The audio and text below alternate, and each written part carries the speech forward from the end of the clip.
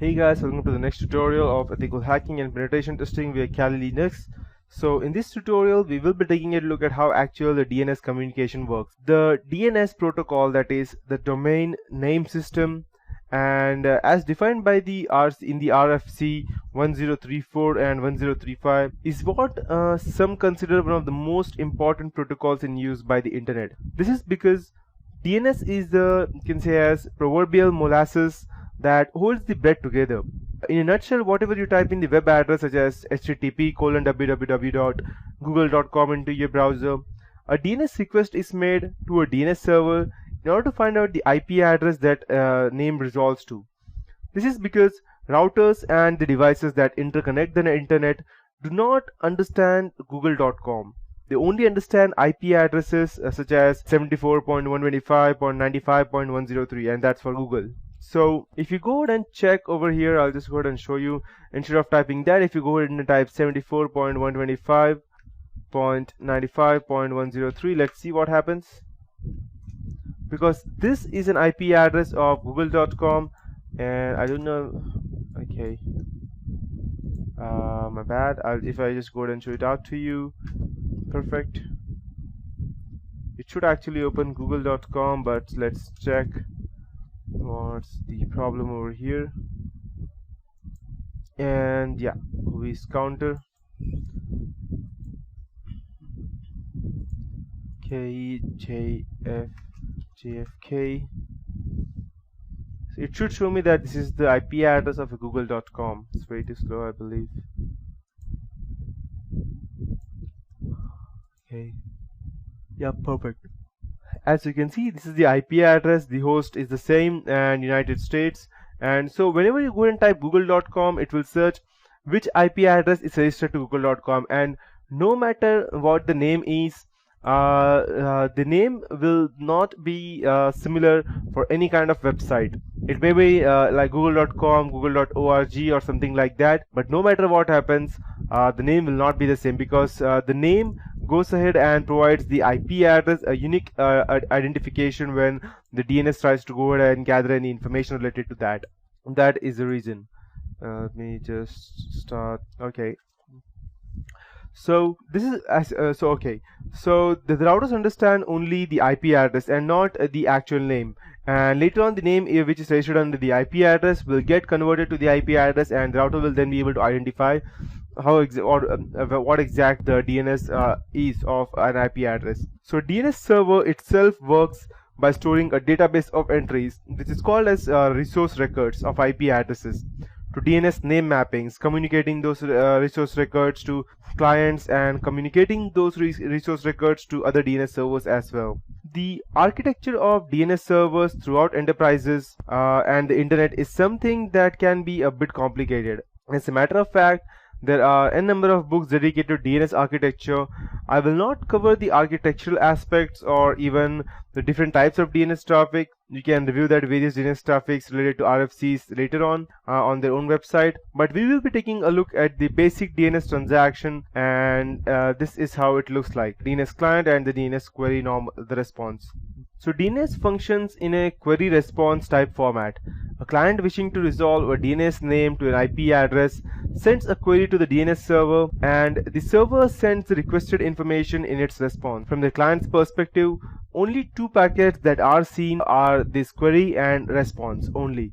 The scenario gets a bit more complicated or complex when you consider DNS recursion. Due to the hierarchical nature of the DNS structure of the internet, DNS servers need the ability to communicate with each other, and in order to go ahead and locate the answers for the queries submitted to the clients. After all, it might be fair expect our internal DNS servers to know the name to IP address mapping of our local intranet server, but we cannot expect it to know the IP address correlated with Dell or Google, because that would be illegal again. This is where the recursion comes into play. Recursion is when one DNS server queries another DNS server on behalf of a client who has made a request.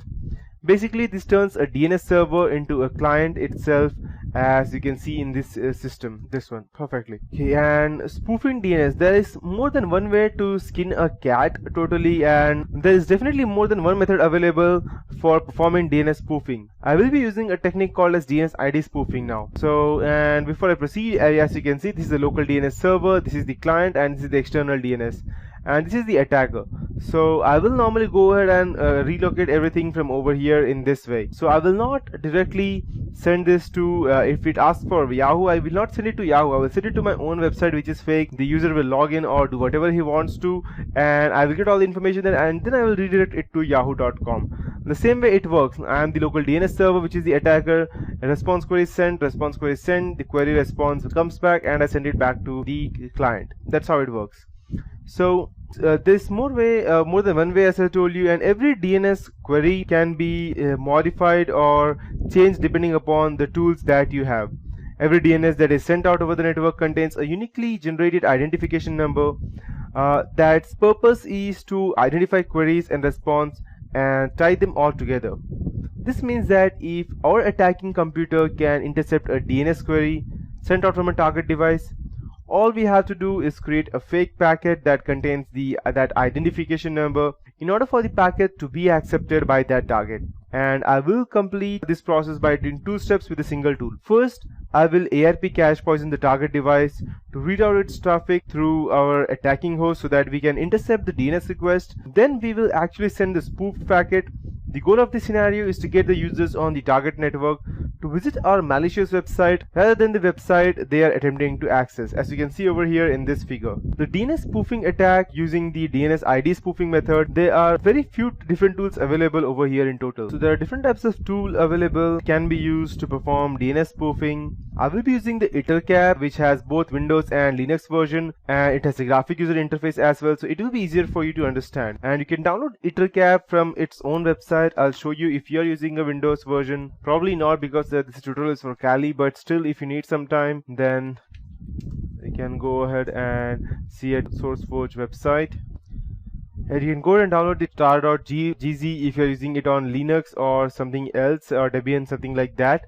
And if it is for Windows, you can go and download it from over here. And it's not much of a big file, and these are the easy files, easy to use files, so you can download either of these. This is the latest one, and I believe it was updated long time ago. Yep, fine. The latest version for Linux is over here, which is 0.7.6, and for the Windows version it has 0.7.4. I believe the 7.6 version has not yet been updated for the Windows version, and there is one more reason why I use Linux rather than Windows. Okay, so you can download the ItterCap from there, and if you do a bit of research on the website, you will find that ItterCap has a great deal of functionality, and that is beyond DNS spoofing, and it is commonly used in many of the MITM attacks. So if you're installing ItterCap on a Windows machine, you will notice it has a great graphic user interface, which can say as which works great. But for this tutorial, I will be using a command line interface, and prior to executing ItterCap, a bit of configuration is required, and ItterCap at its core is a packet sniffer which utilizes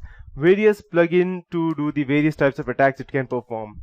So you need to go ahead and configure it in different way every time you want to use different types of attacks. The DNS spoof plugin is that what we will be doing in the attack in this example. So we have to modify the configuration file associated with that plugin.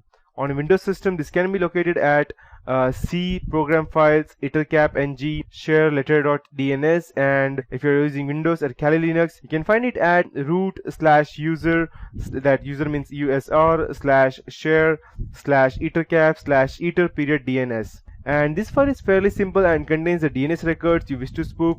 For our purpose, we would like to use any user attempting to go to yahoo.com to be redirected to the host on the local network. So we will be able to add the entry highlighted over here in the figure.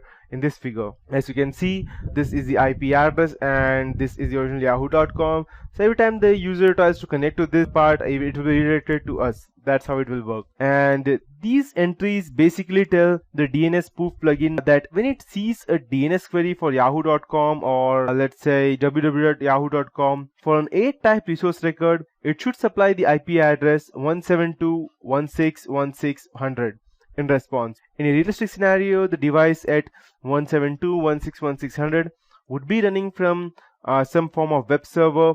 software that would present the user with the fake website as well. So once the file is configured, we are free to execute the command string that will launch the attack. And the command string will use different types of options. So that would be it for this tutorial, and I will be continuing the same part in the next tutorial.